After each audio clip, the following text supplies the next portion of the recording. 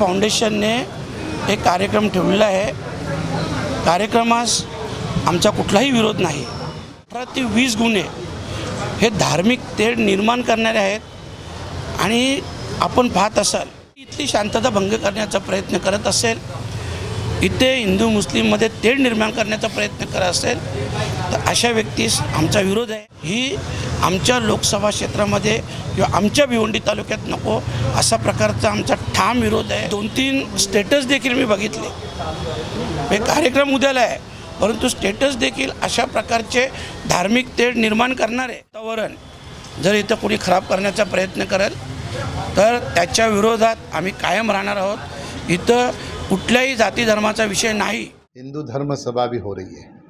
इसका आयोजन यहाँ के कई संत हैं उनको लेके हिंदू जागरण मंच ने किया. उन्होंने मेरे नाम से कहा है कि इसका आयोजन मैंने किया है और ये आयोजन इसलिए किया है कि यहाँ पे जातिवाद दंगा हो, इसलिए मैंने स्पष्ट लिखा है किसने इसका आयोजन किया है.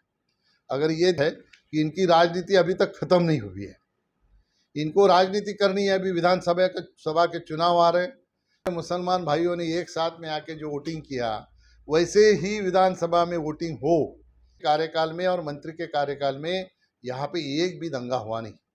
कोविड टपली मारने का काम यहाँ पे हुआ है हमारे मुसलमान साथियों के साथ. उस मुसलमान साथी हमारे जो लीडर है ये सभी मुझे जानते हैं कि मैं किस टाइप का आदमी हूँ. विकास के काम के ऊपर फोकस करिए.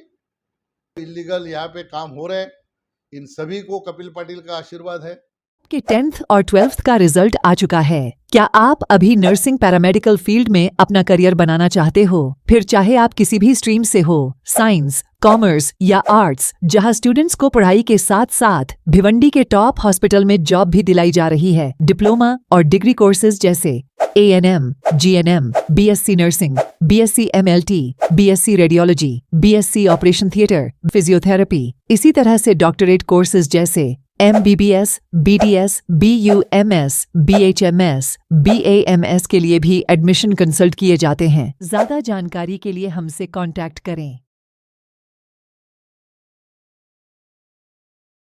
संत सम्मेलन के बारे में जो आरोप कालिया मामा ने किया है कि इसके माध्यम से इसमें आप आयोजक हो और उसके साथ साथ इसके माध्यम से आप धार्मिक तेढ़ पैदा करने का काम करते हैं. हिंदू जागरण मंच के माध्यम से आज पड़गा में शाम को 5 बजे संत सम्मेलन होने जा रहा है और हिंदू धर्म सभा भी हो रही है.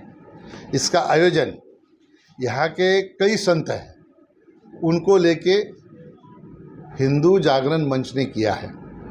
लेकिन यहाँ के नए नए चुन के आए जो सांसद है इन्होंने मेरे नाम से कहा है कि इसका आयोजन मैंने किया है और ये आयोजन इसलिए किया है कि यहाँ पे जातिवाद दंगा हो, इसलिए मैंने किया. ऐसा उन्होंने मेरे ऊपर आरोप किया है. मैं तो कहता हूँ कि इनका थोड़ा सा बुद्धि का परीक्षण करने की आवश्यकता है, क्योंकि ये जो कार्ड है ये मैंने आपको दिखाया.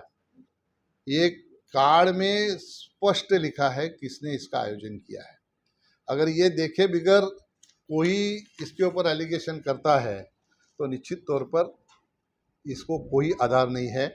और मुझे जो समझ में आता है कि इनकी राजनीति अभी तक ख़त्म नहीं हुई है. इनको राजनीति करनी है. अभी विधानसभा के चुनाव आ रहे हैं.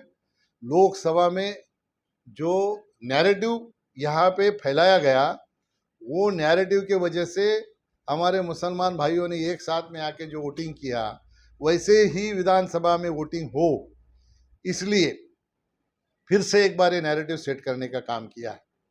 10 साल में सांसद था, 3 साल में मंत्री था. मेरे सांसद के कार्यकाल में और मंत्री के कार्यकाल में यहाँ पे एक भी दंगा हुआ नहीं. न कभी हिंदू मुसलमानों में कभी तेढ़ निर्माण हुई. लेकिन मैं आपको बताना चाहूँगा कि जिस दिन रिजल्ट हुआ उसके दूसरे दिन एक पुलिस को भी टपली मारने का काम यहाँ पे हुआ है हमारे मुसलमान साथियों के साथ. उस वक्त ये कहाँ थे? अगर ये इतनी लोकशाही मानने वाले हैं तो उस वक्त अगर सामने आके हमारे पुलिस भाइयों को कोई मार रहा था तो उसको सामने आके प्रोटेक्ट करना चाहिए था.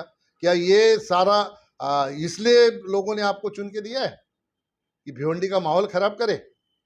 सही मायने में अगर कोई मुसलमान भाई बोलता कि कपिल पाटिल दंगा फैलाने का काम करता है तो मुसलमान भाई कभी ऐसा बोलेगा नहीं, क्योंकि वो मुझे सारे जानते हैं।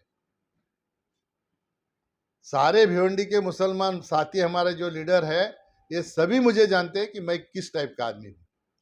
वो कभी ऐसा वक्तव्य नहीं करेंगे। लेकिन ये दुर्भाग्यपूर्ण है, जनता ने इस लोकसभा क्षेत्र का विकास करने के लिए आपको चुन के दिया है, तो आप विकास के काम के ऊपर फोकस करिए।